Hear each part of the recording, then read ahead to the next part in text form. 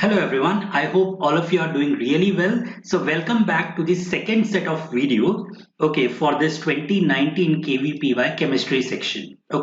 Now let's begin. The questions are basically from the inorganic section. So the first question is a treatment of lime, can remove hardness of water, caused by water. Yes, so we already know what is lime. Lime, this has basically two forms, slake lime, which is basically calcium hydroxide, and quick lime, which is calcium oxide. So basically we are going to talk about calcium hydroxide because this question is related to hardness of water.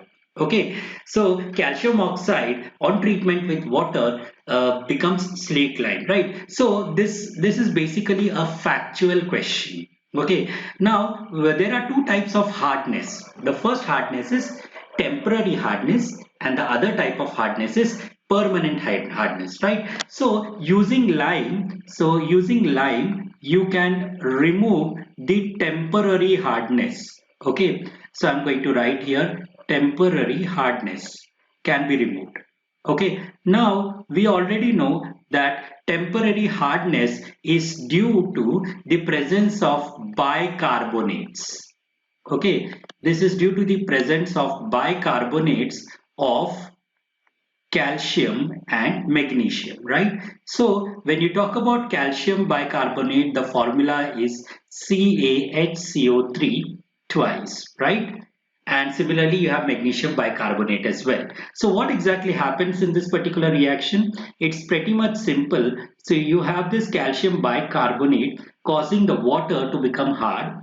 This on treatment with calcium hydroxide, right? So this on treatment with calcium hydroxide, what exactly do you get over here? It's basically CaCO3, plus you can say H2O. Let's try to balance this. So let me put 2 over here. 2 calcium is fine, 2 carbonate is fine, then you have H2. Here it is 2 hydrogen and 2 plus 2 4. I think let me put 2 here. I think this basically takes care of everything. Right, now this calcium carbonate is insoluble and can be taken out very easily. Calcium bicarbonate is going to be soluble. So it's pretty much evident that the correct answer to this particular question is obviously option C. So let me just highlight this. So the correct answer over here is option C. So this is basically the the first question for today's video. Now, the most polarizable ion among the following, right? So, you should remember according to Fajan's rule. So you already know about this thing. This is basically about the Fajan's rule. Fajan's rule states the polarization basically. So according to Fajan's rule, a smaller cation should be able to polarize a bigger anion. As a result of this fact, what happens is the electron cloud gets distorted for an anion, right? So in Fajan's rule, basically the cation should be smaller. So here the cation should be small and anion should be big, right? So here, what exactly is this? So if you could see here, I minus is the only option that basically fits in over here, right? So in this case, the atomic size of I minus is not I minus, atomic size of iodine is bigger. So when it becomes an anion, the atomic size is more bigger, right? I can say ionic size is more bigger. So it is easier for a cation to distort the electron cloud of I minus. So the correct answer to this particular question obviously is option B. So let me just highlight this here itself. So I'm going to write here the correct answer over here is option B. Correct. Yes. So this is basically one of the questions. Now, the next one is related to the section on atomic structure. So let's try to first read the question. For a multi-electronic system, the highest energy level, you have been given a set of quantum number. The highest energy level has to be found out. So we already know the highest energy level is governed by the principle of N plus L rule in a multi-electronic system, right? So let's see here what is the N plus L rule. N plus L rule over here is um, so let's write down n plus l here itself.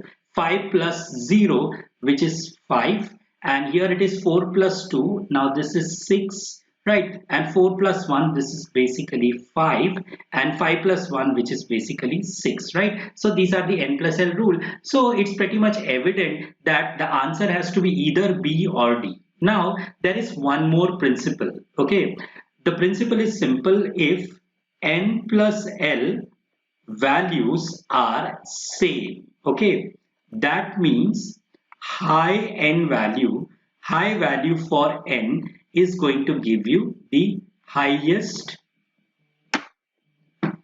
energy, right? Okay, so it's pretty much evident the correct answer over here. So can you see this is 4? Okay, let me just write this properly.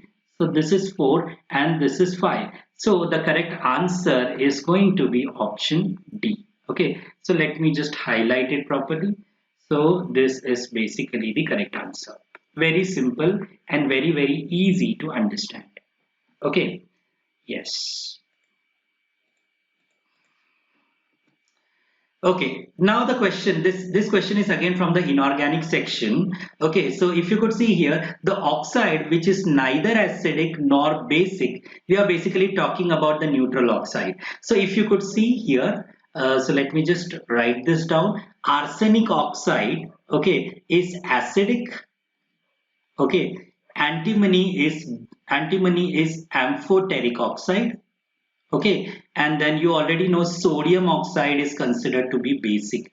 Now nitrogen does form acidic oxide, but this oxide of nitrogen, that is nitrous oxide, is a neutral oxide. Okay, so you could say this is one among those factual questions that you will be taught, like exceptions and all, right? So this is basically a neutral oxide, and the correct answer obviously is option C.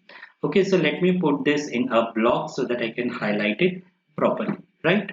So I think this is basically the fifth question which we are discussing today. Okay, so I guess the question level was not that difficult. Okay, we have one more question. Yeah, the element whose salts cannot be detected using the flame test. We already know flame test is nothing but the Bunsen burner test, right? So here, if you could see here, sodium, I think sodium is maybe crimson red or something like that. Okay, and copper is also giving an evident color, and strontium as well. Now if you could see here, there is something that you need to remember about magnesium. Now let's say when you have sodium here and magnesium here, when you go from left to right in the periodic table, what happens is atomic size decreases, right?